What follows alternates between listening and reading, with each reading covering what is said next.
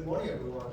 We're NeoLens, and we develop breakthrough technology to help any technician repair any vehicle, anytime, anywhere. We originally started this project with a very acute problem. Today, Ukrainian mechanics on the front lines have to repair billions worth of foreign-made US and US-made vehicles, weapons, and equipment with very little training and very little resources. So our idea was we could go ahead and use AI. We can ingest technical manuals and other information, and that way they can get step-by-step, very clear instructions. Sounds pretty basic, right? There was one problem. In order for this to work for troops, the AI had to have zero chance of hallucinating, had to be available on, or usable on commercially available mobile devices, and to work completely offline, or little less. So then what we did, we built NeoLens.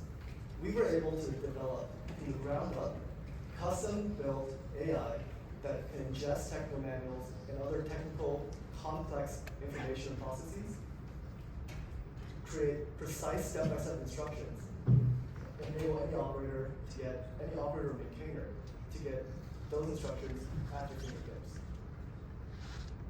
This essentially puts an expert maintainer, can you guys hear me okay? Is it better?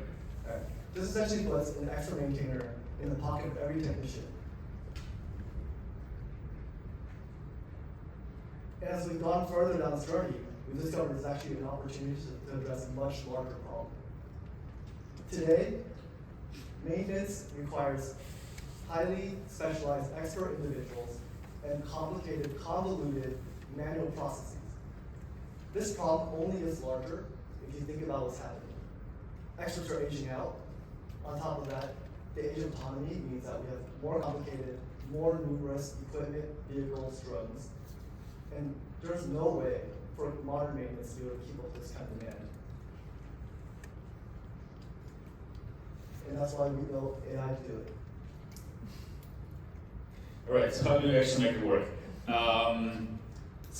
Well, it seems like, okay, we take complex equipment, there are manuals, you just take a bunch of documents, we build, kind of straightforward, build a rack, and build the ILM on top of that, and there we go. Well, turns out that these technical manuals, especially if we are talking about the military manuals, they're pretty complex.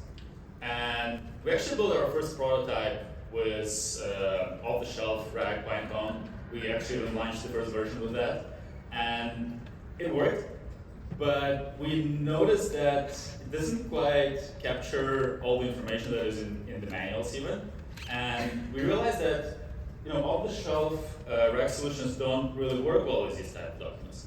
They ignore the complex diagrams, they don't chunk the information properly. So we kind of ended up with having 50% chance of our AI getting the right information to the user.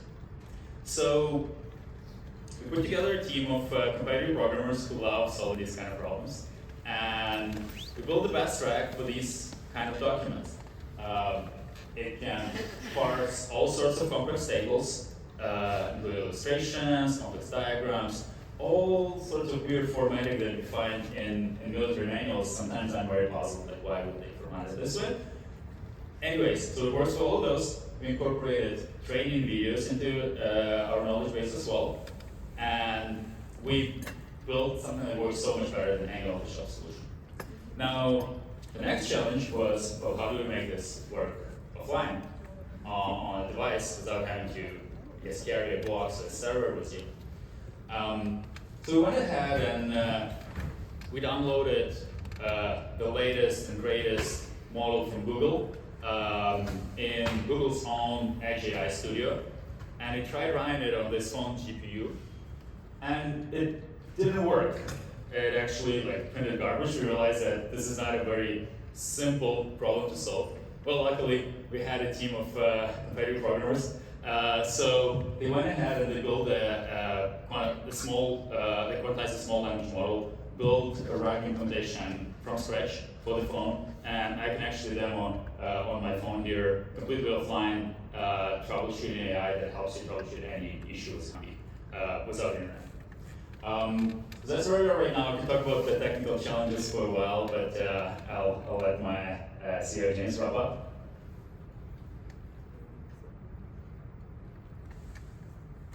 So we believe that the future of technical maintenance is AI-enabled, instantaneous, and always available at your fingertips. So if you believe in this mission, this thing excites you, feel free to find us. It's a small venue, so we'll be here all day. Thank you so much. Any questions from the audience? Questions? The current product have only text solution, or you plan also to have some visuals that have the technician in the field? Of course. Yeah, that's a good question. So currently we are actively working on getting embedded technical diagrams, manuals, and that. Where the next step is actually to get videos embedded. Right now we have videos that I can source to, but again, if you're not online, it's not going to be that very helpful. And so that's what we're moving towards. Really, we're major focused on the technician to be able to provide for their needs. I would also add a little kind of sneak peek into the research right now. All the diagrams in these manuals are both a challenge but also create an opportunity, because they create an opportunity to match what a person sees and can take a photo of with what's actually in the manual. So we are looking into that as well. Presumably, it works better if connected to the internet, I assume, right? So, or would you, I mean, like right now, if you're a warfighter, then you're having issues with the internet connection, right? But like at other places, like let's say you work at a nuclear facility or you want to do plumbing or whatever, it'd be easier if it, or be easier for you to develop if it had internet connection. Are you also building it that way too, or no? Absolutely. Well, I will correct one thing, is that our device or our product actually works faster now offline than online. You may not even get the full feature like video streaming, things like that. But you know, the way that we intend for our product to work initially is really for highly complex, very critical repairs, which you may not have access to consistent connectivity. So you can think, besides the warfighter, maritime, offshore oil mines, things like that. In terms of competition, so I believe there are similar products nowadays, but most of them focus on the online, that you can connect it with the internet and not the offline. Is it the case? Exactly. In some cases, they'll make you haul like a little box around, which is kind of like a server that you connect to. More for military use case, not for. Yeah, exactly. So mostly nobody really that we've seen focuses on this vertical specifically with offline usage. Especially in the military now that the shift is towards mobile devices and not like these big boxes. So Exactly.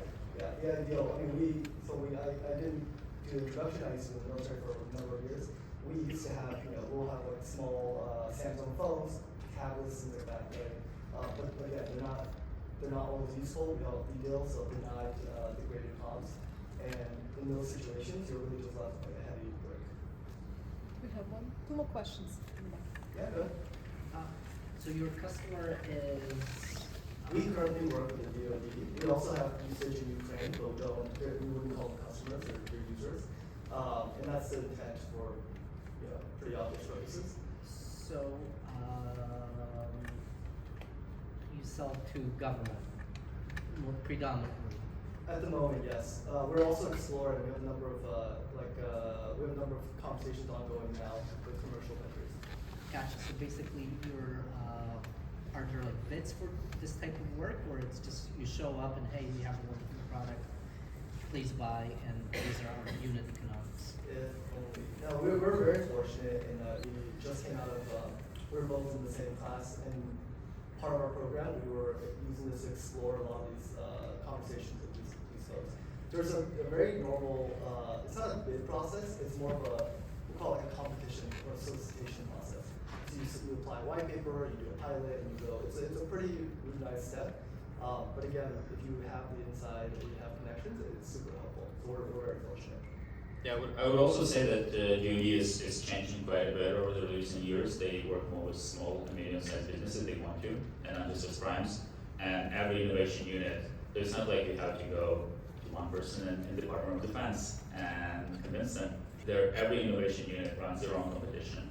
like every service vertical, every service branch has their own. So you can even every unit has discretionary funds. So there are multiple funds on Android right now. What's the minimum compute requirement? I'm just trying to understand the type of device that you run. Yeah, well, that's obviously constantly changing. So the bet is that the better models will be smaller. Ultimately, everything you run on any kind of LLM you run on a small device is limited by how much RAM you have, how much RAM your GPU, if you have a GPU on your device, then it's much faster, how much RAM the GPU has access to, and how big is the context window ultimately for your model, because that's like quadratically relates to the size of the For GPU. you to operate efficiently. I mean, the current demo, like this phone, I think it's kind of more modern phone. It has like 10 or 12 gigs of RAM, which is pretty good for the phone these days. But probably in a year, like everyone will have a phone in a pocket with at least that or more. So as the industry moves, we have a solution that will work on more and more phones. The phones deployed for UV right now are like Samsung S23 or 25, I can't remember. So it's close to these. It's not quite this amount of RAM, but it's very close. So it's not a far fetch to get it running on those. A little technical problem for you. Not a problem, but question. Like problems. You do the rack, you decided to go with rack, and probably recently models are constantly expanding the context window to the point where maybe it's better to just like have everything in the context for better answers. So like, what do you think about this? Yeah, I think that's a great question. I appreciate all the technical questions, by the way. Well, first and foremost, the size of the context of an online model is a very different story than the size of the context in something that can run on a small device. The amount of RAM you need is kind of quadratic, asymptotically compared to the size of your context. So usually, all the models you can download, they have about a couple thousand tokens context size, versus things that are running online are like hundreds of thousands or millions. I guess it's going further. No one really knows how much like the latest GPT models have, or the latest OpenAI models have. So yes, what you're saying is getting. We're following constantly on like how does ChatGPT work with this? How do other technologies work with this? And we can see even for the last couple of months, like ChatGPT is getting better because exactly what you're describing. But that first, requires documents to be publicly available, obviously.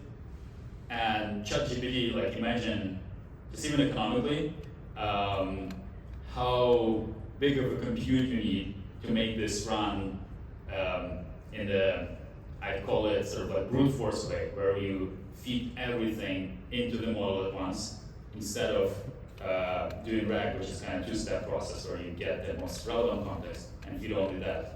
I mean, as an engineer, this is inefficient, but even economically, this is not even so possible, but not economically viable to not use RAG. And I'll throw one more thing. So generally, context windows are very helpful for a lot of problems. If you think about our specific problem set, we're focusing you on one specific machine or equipment at a time, right? So broadening that context window doesn't actually always help. In fact, if anything, it makes it harder for the SLM to go and find the information that it actually needs. So, again, context window is helpful, but it's not always the end all be all